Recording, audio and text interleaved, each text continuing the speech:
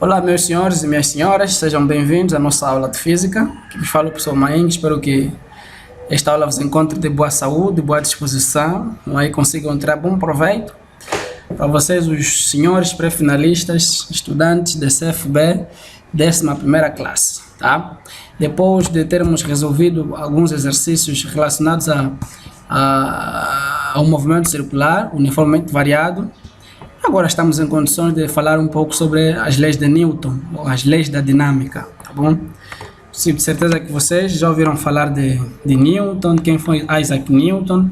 Ele deu um grande contributo no estudo da dinâmica ou do movimento, tá? O movimento de um corpo é consequência de todas as forças que sobre ele atuam, pelo que é necessário realizar a análise do ponto de vista dinâmico, que assenta em 3 leis, as leis da dinâmica. Na verdade, a dinâmica, que tem a ver com o movimento dos corpos, preocupando-se com a causa de tal movimento, assenta-se em 3 leis fundamentais, as chamadas leis da dinâmica ou leis de Newton, tá? A primeira lei de Newton também é chamada de lei da inércia. Essa lei tem o seguinte enunciado: se a resultante das forças que atuam sobre um corpo for nula, o corpo permanecerá em repouso ou em movimento retilíneo uniforme. Quer dizer que se sobre um corpo for aplicada força cuja resultante é igual a 0, o corpo tenderá a permanecer em 2 condições. Ou ele vai continuar no seu movimento uniforme com velocidade constante, ou ele vai permanecer em repouso para o caso em que ele já se encontrar em repouso. Portanto, esta é a primeira lei e foi enunciada por Newton. Por isto, em homenagem a Isaac Newton, ela é também muito hoje sobejamente conhecida como primeira lei de Newton ou lei da inércia. Lembrem-se de que a inércia é a propriedade que os corpos possuem de conservar a sua posição, não é? Posição, neste caso, se estiverem em repouso, ou o seu estado de movimento uniforme. O seu estado de movimento uniforme, movimento com velocidade constante. Quer dizer que para a lei da inércia, teremos que, se a resultante das forças for igual a 0, então ou o corpo permanece em repouso, sua velocidade será 0, ou a sua velocidade será igual a constante. Quer dizer que este é o resultado da lei da inércia, ou primeira lei de Newton. Desta lei resultam 2 conceitos muito importantes. Quais são eles?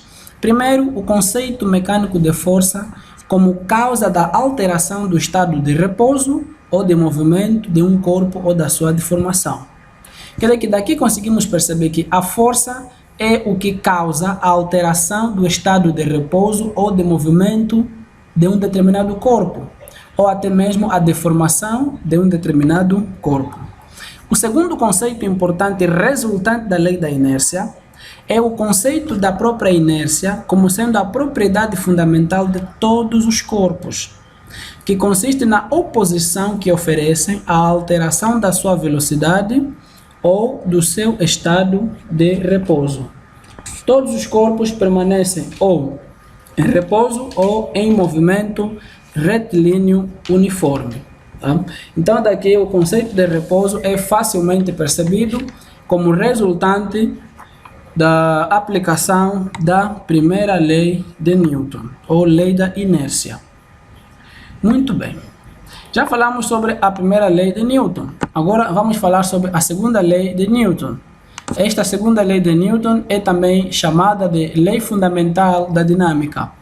Ela é lei fundamental porque a partir desta segunda lei, ou lei fundamental, a gente consegue demonstrar as outras 2 leis restantes de Newton, ou as leis da dinâmica.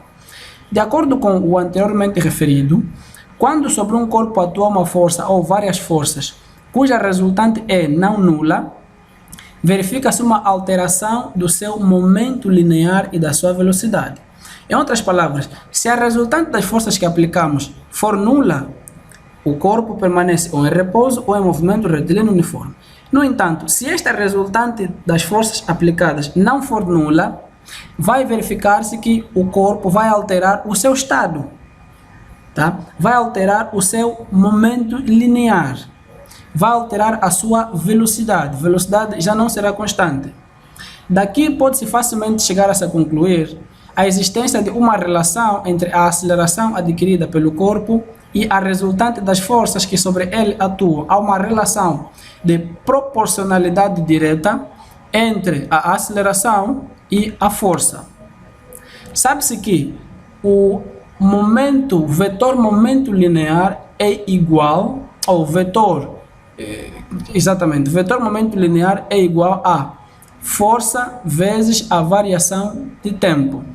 Isto é, a variação do momento linear corresponde à força vezes ao intervalo de tempo em que esta força é aplicada a um determinado corpo. Daqui desta expressão, se isolarmos a força resultante, será igual a ΔP sobre ΔT. Ora, ΔP é igual a massa vezes ΔV. Quer dizer que a força é igual a massa vezes variação da velocidade em função da variação do tempo.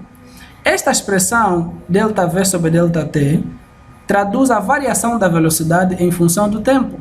A variação da velocidade em função do tempo corresponde exatamente à aceleração de um corpo. Quer dizer que a aceleração é igual a ΔV sobre ΔT. Então, chegamos então à conclusão de que, na verdade, se esta expressão que está aqui corresponde à aceleração, então a força resultante é igual a massa vezes a aceleração. Ou simplesmente, força resultante igual a massa vezes a aceleração. Esta expressão corresponde à segunda lei de Newton, cujo enunciado diz: a aceleração adquirida por um corpo é diretamente proporcional à intensidade das forças que sobre ele atuam e inversamente proporcional à sua massa. Tá?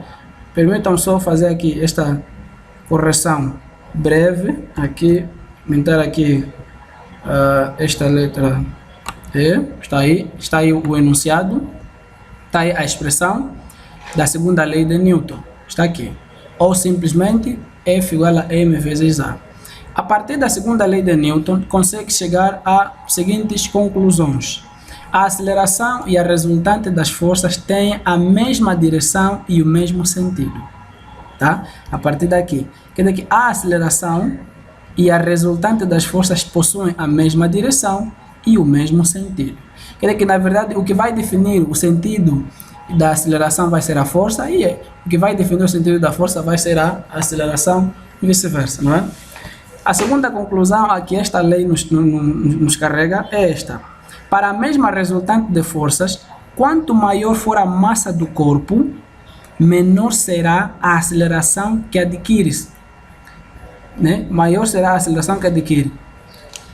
Maior será a resistência à alteração da sua velocidade, isto é, maior será a sua inércia. Tá? Mas, na verdade, o que esta conclusão nos leva a saber? Uma vez que a força é igual ao produto da massa pela aceleração, então quer dizer que a força é diretamente proporcional à aceleração. Aceleração maior, força maior, aceleração menor, força menor e vice-versa. Por outro lado, à medida né, se a resultante das forças for constante, não é? Supondo que seja constante, a força e a massa e a aceleração estarão simplesmente ligadas pela massa. Quer dizer, quanto maior for a massa do corpo, não é assim? Menor será a aceleração que o corpo vai adquirir. Isto é, maior será a resistência à alteração à sua velocidade. Isto é, maior será a sua inércia. Tá? A terceira conclusão é, visto que a massa é a medida da inércia do corpo, designa-se por massa inercial. Quer dizer que, na verdade, a massa é uma medida da inércia. Quanto maior for a massa, maior será a resistência à alteração ao seu estado, quer de repouso, quer de movimento uniforme. Quanto menor for a massa, menor será a resistência à alteração do seu estado de repouso ou de movimento uniforme. Logo, a gente aqui serve-se desta grandeza escalar massa como sendo uma medida da inércia do corpo.